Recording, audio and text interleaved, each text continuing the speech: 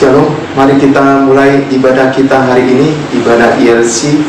Mari sama-sama kita berdoa. Bapa kami yang bertata dalam kerajaan surga, Bapa kami sembah dalam nama Tuhan Yesus. Kami bersyukur buat kebaikan Tuhan, buat kesempatan yang boleh Tuhan berikan atas kehidupan kami ya Bapa, di mana Tuhan melihat setiap hati kami Bapa, hati setiap anak-anak-Mu yang rindu dalam penyembahan, dalam pujian penyembahan ya Bapa.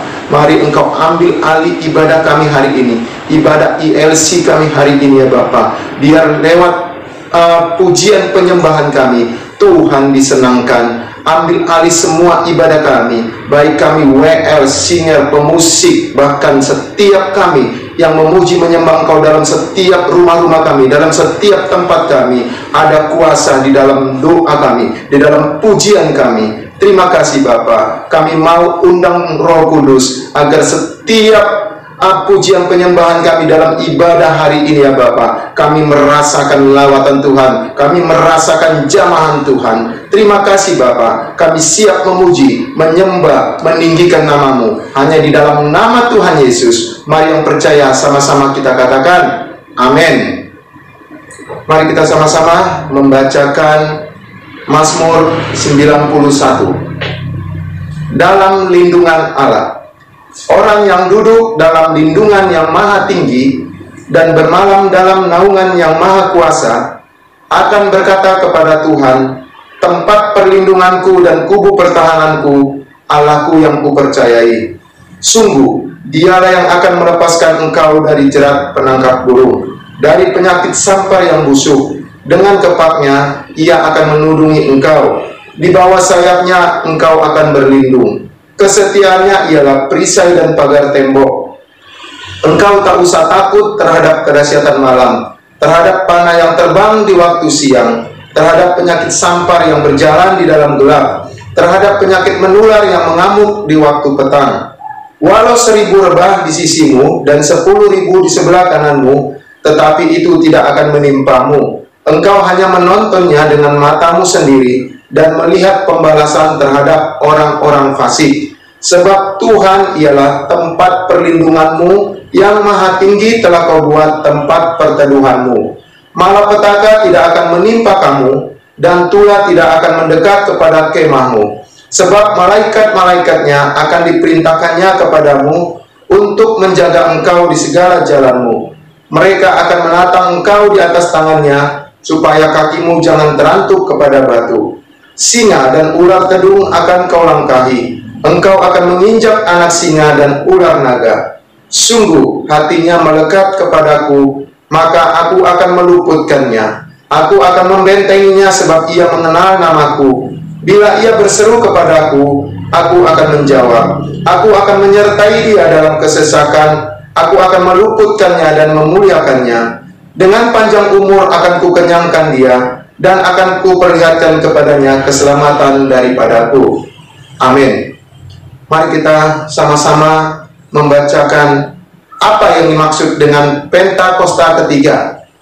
1. Pentakosta ketiga adalah pencurahan Roh Kudus yang dahsyat di zaman ini, melebihi yang terjadi di Azusa Street.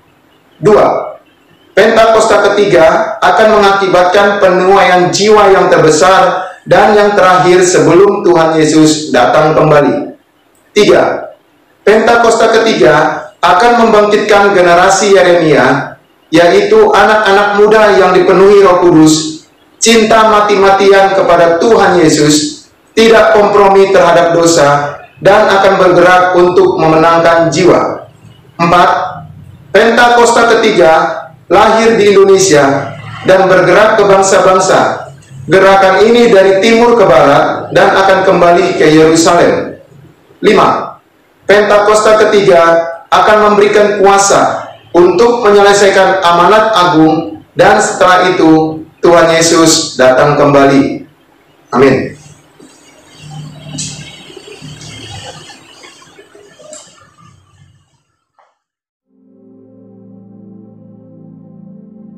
Shalom saudara, memasuki bulan ini kita memperingati hari Jumat Agung dan hari kebangkitan Tuhan Yesus atau Paskah.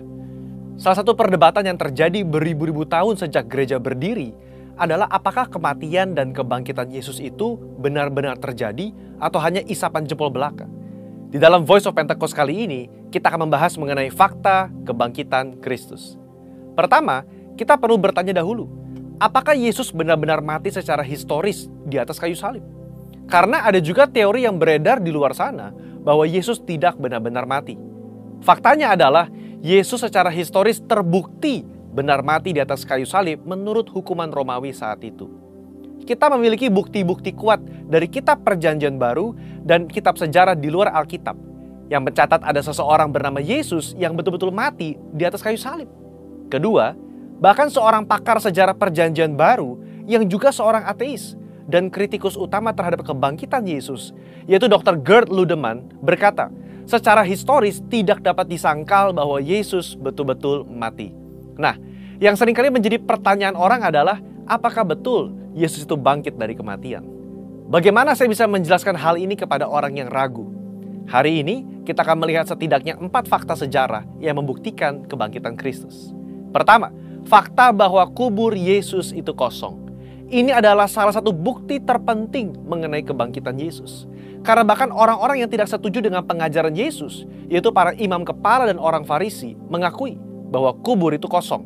Ketika para murid mulai berbicara mengenai Tuhan Yesus yang bangkit dari kematian, mereka sampai harus membuat berita bohong bahwa murid-muridnya datang dan mencuri mayat Yesus.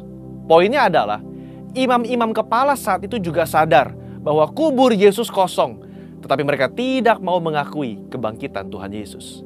Mereka membuat berita bohong yang tersebar sampai hari ini. Imam kepala dan orang Farisi tidak bisa menjelaskan bagaimana kubur itu kosong. Kedua, fakta bahwa prajurit Romawi turut menyaksikan kebangkitan Yesus. Kubur Yesus dijaga oleh para prajurit Romawi yang diminta sendiri oleh para imam kepala dan orang Farisi kepada Pilatus. Bagaimana mungkin penjaga-penjaga yang memeterai kubur itu dan menjaganya tidak sadar kalau ada murid yang berusaha mencuri dan membuka batu kuburan itu? Alkitab malah mencatat ketika Yesus bangkit, penjaga-penjaga itu gentar ketakutan dan menjadi seperti orang-orang mati. Kalau prajurit Romawi lalai melaksanakan tugas, seharusnya mereka dihukum mati, bukan? Tetapi faktanya adalah mereka diberikan sejumlah besar uang untuk tutup mulut perihal mujizat kebangkitan Yesus. Ketiga, fakta pertobatan Yakobus saudara Yesus dan juga Saulus. Yakobus yang adalah saudara kandung dari Yesus juga awalnya tidak percaya bahwa Yesus betul-betul anak Allah. Malahan jika kita baca dari Markus 3 ayat 21 dan Yohanes 7 ayat 1-10, jelas tertulis bahwa saudara-saudaranya sendiri pun tidak percaya kepadanya. Tetapi apa yang terjadi dalam kitab Kisah Para Rasul? Kita menemukan Yakobus saudara Yesus menjadi kepala gereja di Yerusalem. Sekarang, menurut saudara, apa yang bisa mengubah hati Yakobus dari yang tidak percaya kepada pelayanan Yesus berubah menjadi kepala gereja dan bahkan mati martir setelah kematian saudaranya sendiri? Jelas kebangkitan Kristus yang mengubah hati Yakobus. Perubahan hati dari Yakobus yang bahkan mati menjadi martir sekitar tahun 60 membuktikan berita tentang kebangkitan Yesus adalah nyata. Bagaimana dengan Saulus? Seorang Farisi yang sangat dihormati dan telah memimpin kegerakan awal di dalam mencari dan membunuh orang-orang Kristen pada zaman itu. Dia bertobat dan tidak main-main. Kehidupannya berubah 180 derajat dari pembunuh menjadi pengabar Injil. Paulus mengalami perjumpaan pribadi dengan Yesus yang telah bangkit itu dan menjadi salah satu rasul yang menulis banyak kitab di Perjanjian Baru dan rasul yang setia mengabarkan Injil sampai akhir hayatnya. Yang keempat, fakta dari banyaknya saksi mata yang menyaksikan kebangkitan Yesus Kristus. Kalau hanya 1 atau 2 orang yang menyaksikan kebangkitan Yesus dan hanya 1 atau 2 naskah kuno yang menulis mengenai kebangkitan Yesus, mungkin patut dipertanyakan. Tetapi Yesus tidak menampakkan dirinya hanya kepada 1 atau 2 orang, tetapi kepada banyak orang. Kutipan Paulus di dalam 1 Korintus 15 ayat 5-7 yang adalah kredo atau pernyataan iman gereja mula-mula dan dibacakan dari minggu ke minggu jelas menyatakan bahwa Yesus menampakkan dirinya kepada Petrus, kepada murid-muridnya, kepada lebih dari 500 saudara sekaligus, kepada Yakobus, dan kepada semua rasul. Dalam tulisan-tulisan Injil Matius, Markus, Lukas, dan Yohanes, kita menemukan cerita yang mendukung kredo gereja mula-mula tersebut. Luar biasa bukan? Akhirnya saudara, kita sebagai orang percaya perlu menyadari bahwa bukti-bukti tentang kebangkitannya menguatkan bahwa Yesus itu bangkit. Seperti gembala kita Paniko berkata, jika Yesus tidak bangkit dari kematian, maka sia-sialah kepercayaan kita. Bukti sejarah hanya membantu untuk menguatkan iman kita, tetapi tidak menjadi dasar iman kita. Berbahagialah setiap kita yang percaya namun tidak melihat. Amin. Tuhan Yesus memberkati. Saudara, untuk penjelasan lebih lengkapnya dari tim teologi kami, silakan klik link yang ada di atas atau scan QR Code yang tersedia. Sekali lagi, Tuhan Yesus memberkati. Shalom teman-teman. Apa kabar hari ini? Luar biasa. Mari kita siapkan hati kita untuk memulai ibadah kita kali ini. Kita angkat pujian kita dalam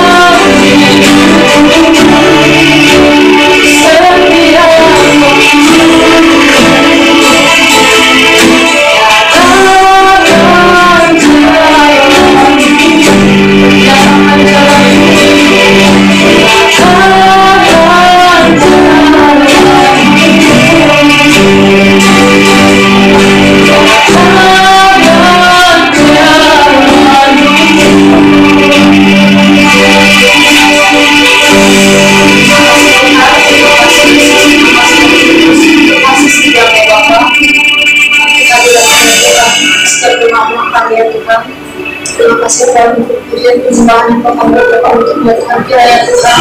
Kau dapat mendengarkan pujian penyembahan kami ya Tuhan. Terima kasih Tuhan Yesus Kristus. Sekarang kami akan melanjutkan ibadah kami ya Tuhan. Kami akan memuliakan namamu bersorak-sorak. Di dalam nama Tuhan Yesus Kristus kami berdoa, haleluya, amin. Mari kita angkat pujian kita. Kita akan bersama-sama memuliakan Tuhan. Mari kita bertepuk tangan.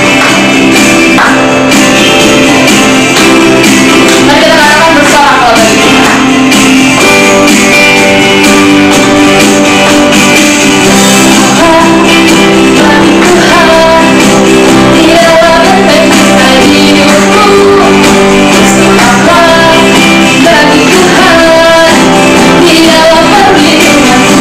Katakan bersama bagi Tuhan.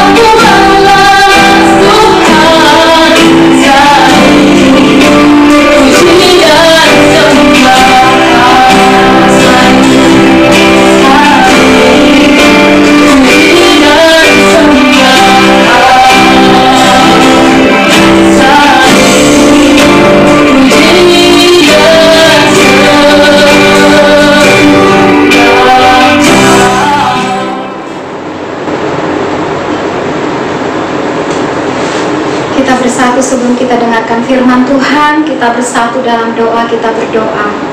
Bapa Surgawi, dalam nama Tuhan Yesus, segala puji, hormat, kemuliaan hanya bagi-Mu Tuhan. Kami sudah memuji, memuliakan nama-Mu Tuhan. Kami sudah meninggikan nama-Mu Tuhan. Tiba saatnya kami ingin mendengarkan firman-Mu Tuhan.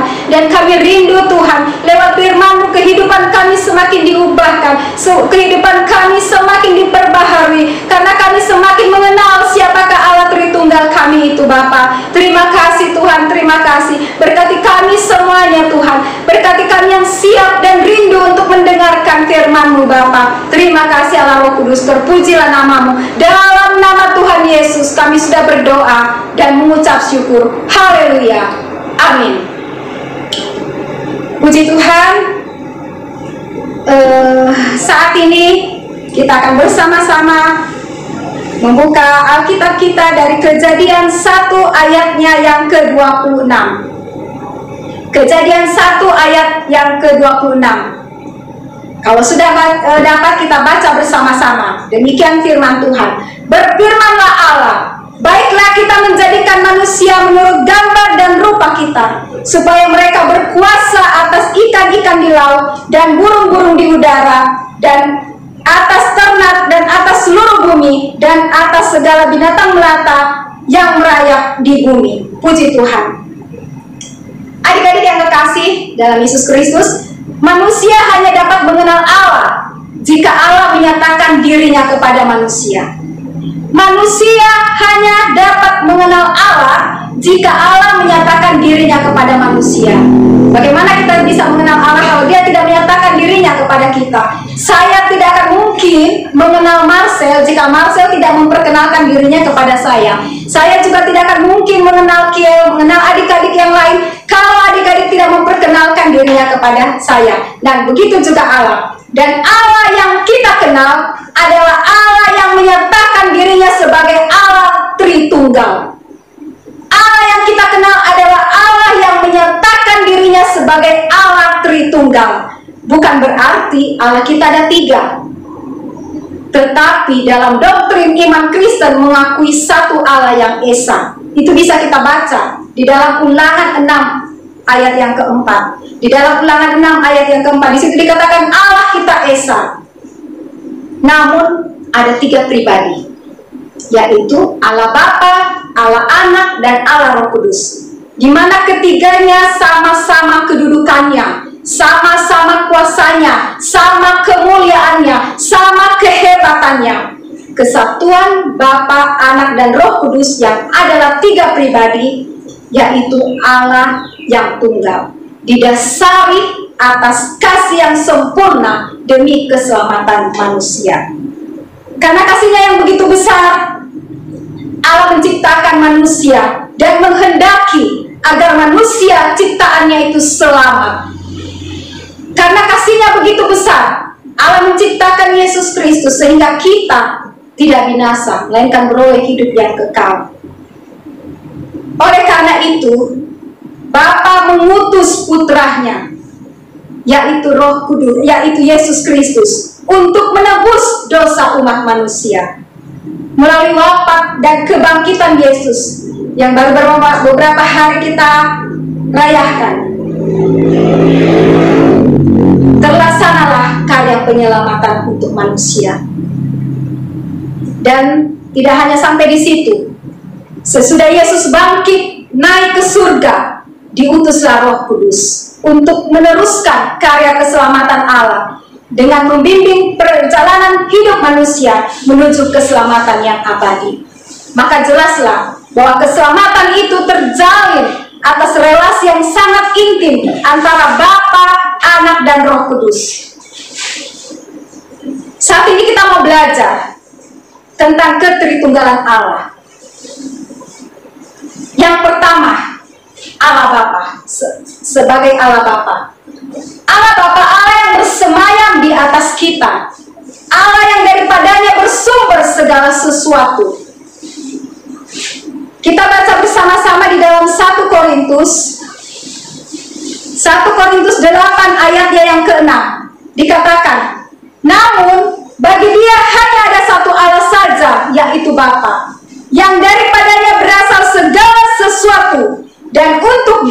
kita hidup.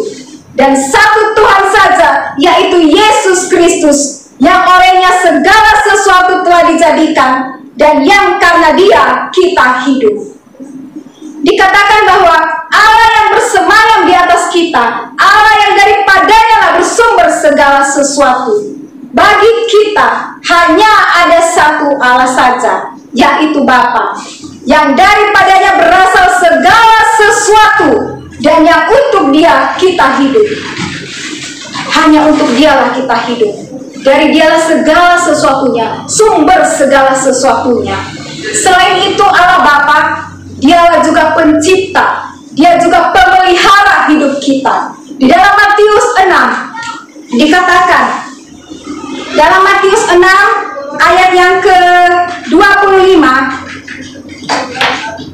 sampai dengan ayatnya yang ke-27 dikatakan, karena itu aku berkata kepadamu, janganlah khawatir akan hidupmu, akan apa yang hendak kamu makan dan atau minum, dan janganlah khawatir pula akan tubuhmu, akan apa yang hendak kamu pakai. Bukankah hidup itu lebih penting daripada makanan, dan tubuh itu lebih penting daripada pakaian? Pandanglah burung-burung di langit, yang tidak menabur dan tidak menuai, dan tidak mengumpulkan bekal dalam lumbung, namun diberi makan oleh Bapamu yang di surga. Bukankah kamu jauh melebihi burung-burung itu? Siapakah di antara kamu yang karena kekhawatirannya dapat menambahkan sehasta saja pada jalan hidupmu? Nah, dikatakan Allah itu bukan hanya bersemayam di dalam kehidupan kita, tetapi Dia pun juga sebagai pencipta. Dia juga akan memelihara hidup kita. Dia akan memenuhi semua kebutuhan-kebutuhan kita. Dan itu terbukti di dalam Matius, Injilnya Matius di dalam 6 dikatakan, kamu jangan khawatir. Allah sudah menyediakan segala kebutuhan kita semua. Allah sudah menyediakan semua kebutuhan-kebutuhan adik-adik dan saya. Karena Allah kita, Allah yang maha kuasa. Karena Allah kita, Allah yang hebat. Puji Tuhan. Dan yang kedua, ketritunggalan Allah. Yang pertama sebagai Allah Bapa, dan yang kedua sebagai Allah Anak. Allah yang tinggal bersama dengan kita. Allah Anak itu adalah Allah yang tinggal bersama dengan kita. Dia tidak hanya bersemayam, Dia tidak hanya memberkati kebutuhan-kebutuhan kita, Dia tidak hanya sebagai pencipta, Dia tidak hanya sebagai pemelihara, tetapi Allah yang kita sembah, Allah yang kita kenal sebagai anak adalah Allah yang tinggal bersama-sama dengan kita. Di dalam Matius 1, di dalam Matius pasal yang ke-1 ayat yang ke-23 dikatakan, sesungguhnya anak darah itu akan mengandung dan melahirkan seorang anak laki-laki, dan mereka akan menamakan Dia Immanuel, yang berarti Allah menyertai kita. Allah kita adalah hebat.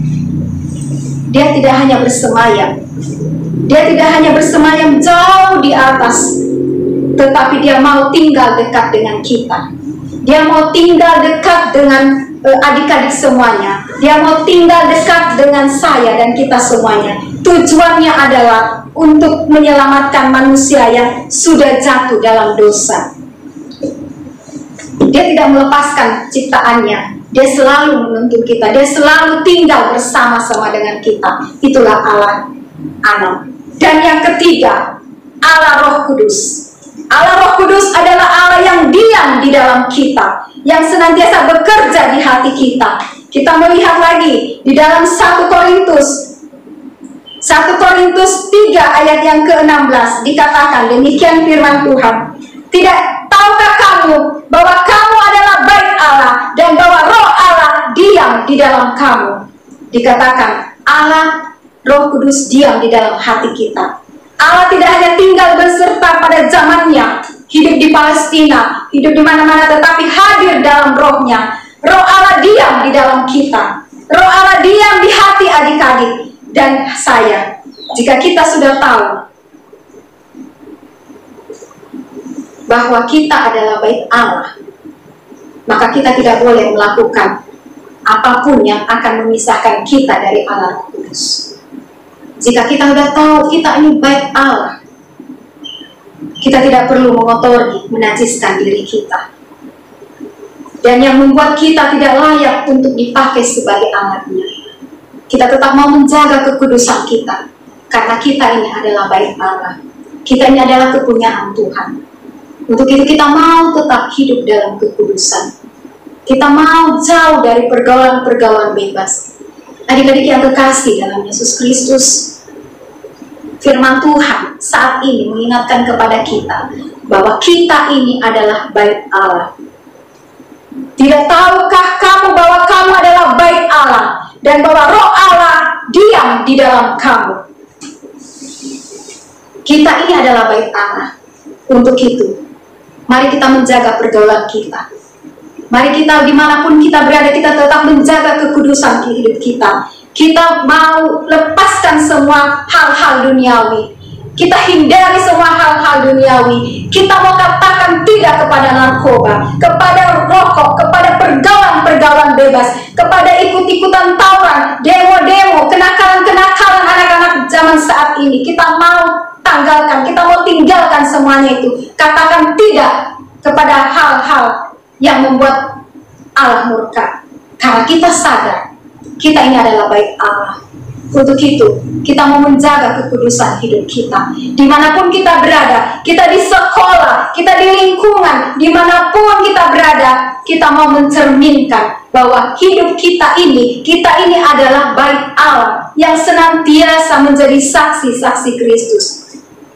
Menjadi orang Kristen itu harus kudus, sehingga orang-orang Kristen haruslah bersih dan suci dalam hati dan perilakunya. Kita harus sungguh-sungguh membenci dan menghindari hal-hal yang mengotori bait Allah. Oleh karena itu, sebagai anak-anak Allah, kita patut bersyukur karena Allah telah menciptakan, menebus, dan menyertai kita dengan Roh-Nya. Allah tidak pernah membiarkan kita sendirian. Dia selalu ada dan senantiasa menuntun kita kepada kebenaran.